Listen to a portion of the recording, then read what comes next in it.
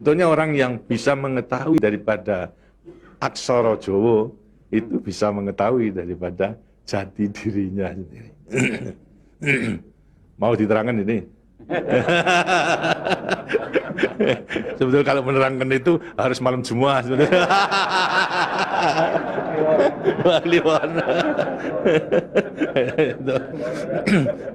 Dan itu namanya ilmu dari nenek moyang kita itu dalam rangka menjabarkan mengenai apa namanya Pancasila, Eka Prasetya Pancakarsa, sebetulnya falsafah daripada aksara Jawa itu. Kan daripada aksara Jawa ada 20 tuh, Hono Coroko, Doto Sawolo, Podo Joyonya, Mogo Bodongo, 20 itu. Itu betul-betul merupakan apa namanya gambaran daripada nenek moyang kita untuk menjelaskan kepada kita mengenai sangkan paran kita, sangkan paran ing dumati. Dari mana kita akan kemana daripada kita itu. Nah, kemudian akan bisa mengetahui dirinya sendiri selama hidup di dunia. Disebutkan Hono Coroko. Ho itu daripada apa? Hono. Hono. Hono ada. No itu daripada apa? Dari wujud daripada Hono. Mulai daripada Gono Nglegeno. Gono itu belum wujud, belum berbentuk. Apa namanya? Nglegeno itu masih belum ada sandangan, masih wudo, masih wudo. Itu belum ada taling tarungnya dan sebagainya, masih belum sandangan. Terus Hono. Jadi manusia itu memang dilahirkan, diciptakan oleh Tuhan, mulai daripada Hono hurip. Huripnya siapa? Nur daripada Tuhan Yang Maha Kuasa. Lantas diciptakan oleh manusia terdiri pada apa namanya tanah, kemudian air, lantas apa namanya ini hawa dan juga api. Apa itu? Ya daripada semua tumbuh-tumbuhan yang ada ini. Tumbuh-tumbuhan ini kan butuhkan dari tanah, butuhkan daripada air, butuhkan daripada matahari, itu pula daripada hawa.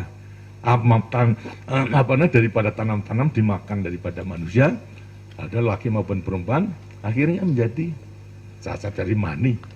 Mani kemudian berkumpul suami istri, lahirlah, wujudlah daripada embrio tadi. Embrio itu masih nglegeno, masih gono. Itu mulai nonya itu. Terus mulai daripada hurip, kemudian hubungan suami istri mulai timbul. Daripada gono, masih nglegono. Kemudian lantas setelah itu tumbuh daripada apa namanya embrio tersebut menjadi jabang bayi yang kemudian dilengkapi dengan soroko. Apa itu? Cipta rasa karsa. Itu caroko. Daya cipta, daya rasa dan karsa. Semua ada. Itu. Setelah itu kemudian lantas apa? Doto sawolo. Itu apa? Manusia itu setelah diberikan apa namanya panca indera, diberikan sandangan panca indera, cipta rasa karsa, juga diberikan sifat Tuhan. Sifat zat kang datan sawolo, datan salah. Sifat dari yang tidak salah itu hanya Tuhan. Ya, kalau manusia ini salah. Tapi kalau Tuhan itu tidak salah. Oleh karena semua manusia diberikan sama. Sifat daripada Tuhan yang tidak salah. Itu. Doto sawolo, datan sawolo. Tidak pernah salah. Sifat daripada Tuhan. Tapi sebagai manusia juga tidak diberikan itu. Diberikan sifat yang bertentangan dengan sifat baik itu, sifatnya Tuhan. Yang jelek. Kalau kita misalnya sabar, kan juga punya hati berangasan tuh. Ya. Nah, kemudian lantas kita apa namanya? Jujur. Tempo-tempo juga penipu, ya. Semuanya diberikan sifat itu, sifat yang bertentangan dengan zat kang datan sawolo. Oh, tahu sama kekuatannya. Podo joyonya.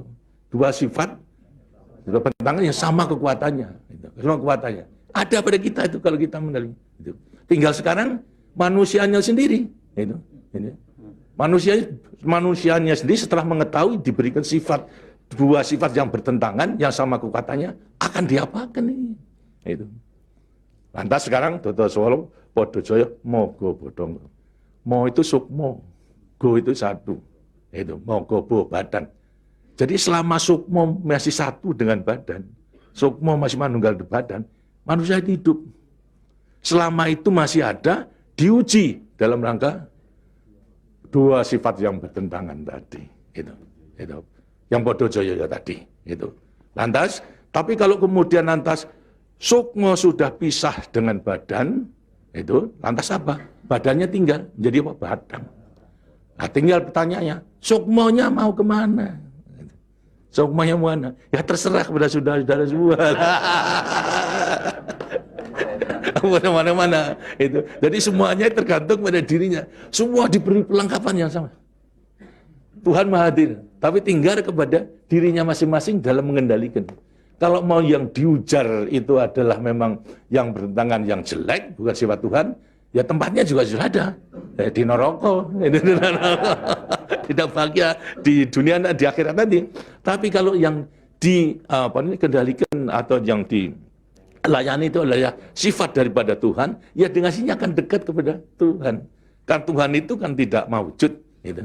Tidak bentuk, ya, tapi sifatnya ada.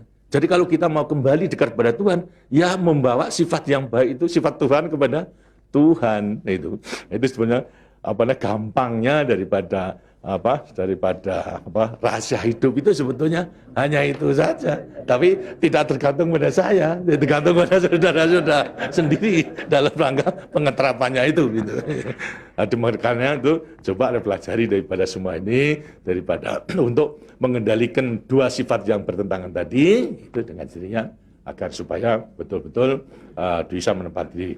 Kemudian di samping itu juga Tuhan itu memberikan suatu takdir kepada sifat kodrati daripada manusia. Apa sifat kodrati manusia? Manusia dilahirkan sebagai individu, ya toh? Kita masing-masing individu. Tapi kehidupan kita sejak mulai daripada adanya janin sampai pada mati tergantung pada orang banyak. Jadi kemudian dalam hidup kita di dunia itu hanya memenangkan kepentingan pribadinya sendiri. Lihat kan tidak adil. Tidak adil. Seharusnya memang menyadari bahwa sebagian besar daripada hidupnya tergantung kepada orang lain. Karena itu wajiblah sekarang memenuhi panggilan untuk ya bersama-sama dengan orang lain. Sebab hidup di dunia itu adalah bisa serasi. Jadi karena itu lantas sekarang namanya sifat kodrati daripada sifat yang monodualistis. Itu. Satu tapi kembar tetapi satu. Ialah sifat individu sama sebagai makhluk sosial. Nah, itu kuncinya daripada penghayatan, pengamalan daripada Pancasila. Itu. Nah, demikianlah waktunya saya kira sudah.